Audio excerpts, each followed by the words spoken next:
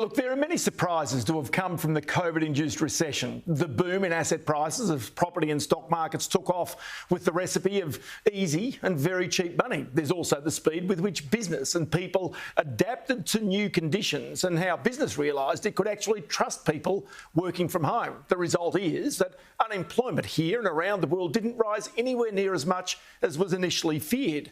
But what of the future? Well, that's always harder to judge. One man who's always been astute at spotting trends for both individual businesses but also for the markets is Andrew Pridham, the former chief executive and founder, now vice president of the investment bank Moelis Australia, now called MA Financial. Now, Pridham, who is also well known in his role as chairman of the Sydney Swans, has taken to writing. What Matters is his ebook, along with a podcast series of the same name with the presenter Adam Spencer, and he joins me now. Andrew, many thanks for your time. Let's just start with the changes that have come and the things that we know up until this point, and then we can go into the future. But people have adapted, businesses have adapted astonishingly well, in fact better than anybody could have anticipated.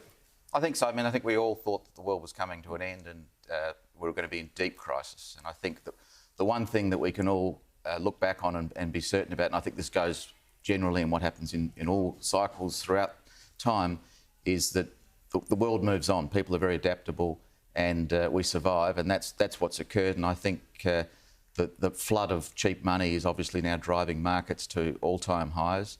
And human behaviour, whilst it's changed, there's been a great shock to the way in which people operate, whether it's in their personal lives or business lives. I've got no doubt that we're going to come through that period and end up things being pretty much like they were before, with some changes. But there is responsibility, surely, on governments and also on central banks to make certain that this is not simply an ongoing bonanza. There's got to be a day of trying to rein it back in to make certain you don't have that cliff at the end. There's always a day of reckoning. Yeah. After the party, you wake up the next morning. But I think that the party and the cycles typically go longer than you expect, whether that's an up cycle or a down cycle. So certainly my expectation is that we're in for quite an extended period of prosperity, really. And of course, cheap money has to end. Things won't continue at the same level. House prices won't keep going up the way they've been going up. There will be a flattening of markets, and more reality and rationalisation will come to bear. And I think ultimately that may lead to some nasty consequences in the future. But I think it's years in the future. I don't think it's immediate. I want to also go back to your podcast series and the ebook that you've written, which is really partly about management style, the things that really matter to you. And of course, some of that goes even back to your sporting background. I'm chairman of the Sydney Swans. The one interesting thing that sometimes I often hear sporting clubs say is we've got a no dickheads policy, right?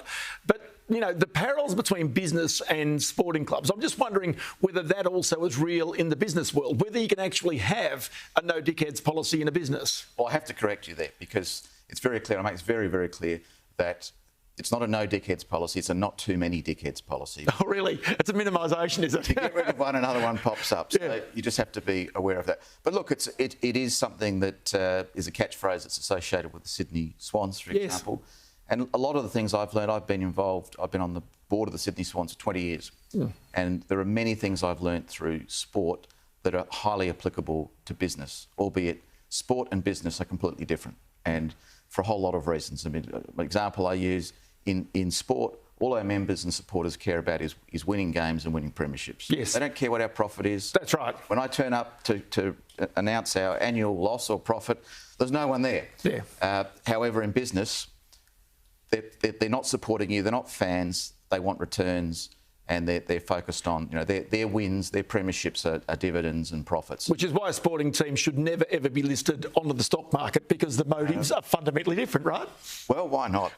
Look, I mean, there's a lot of money in sport, internationally, and if it's a globally elite sport like AFL, I wouldn't put private ownership out of the question, for example. It's interesting. Into the future, because sporting clubs, to be successful, need capital, and the world is changing, and the membership models and the way in which media rights feed into sports, for example, is changing dramatically as streaming now is becoming more and more prevalent to terrestrial television, to people are watching online, Facebook and those sorts of things, YouTube. So the world is changing just as it is in business. So you can see a day when AFL teams are owned in private hands, the private equity as a part of a whole global brand looking after their own television image rights or whatever it might be, that could be a part and parcel of it. Look, it's the norm in the US and in the UK and Europe, for example, with soccer and the NFL and baseball clubs.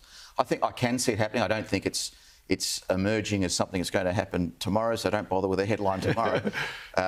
Because I think certainly in Australian sport that the fans are passionate and ownership for fans is incredibly important. They want to feel that they own the club, and they do own the club.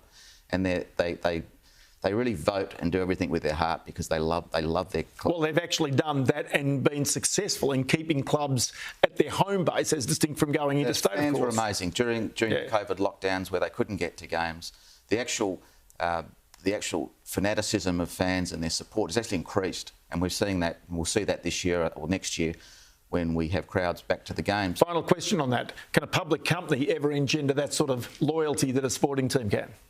It'd have to be a good company with a good sense of humour. Berkshire Hathaway would be the closest. Well, I don't know about that. I don't know if they've got a sense of humour, but it's going to for an organisation to do it. If it lost, certainly in the AFL, if it lost the passion that the fans have for the club and the fans didn't believe that the club belonged to them in some way, I don't think it would work. But if it provided enormous capital so that the club could be successful and win premierships and win games regularly, I think they'll get the hearts of the fans pretty quick.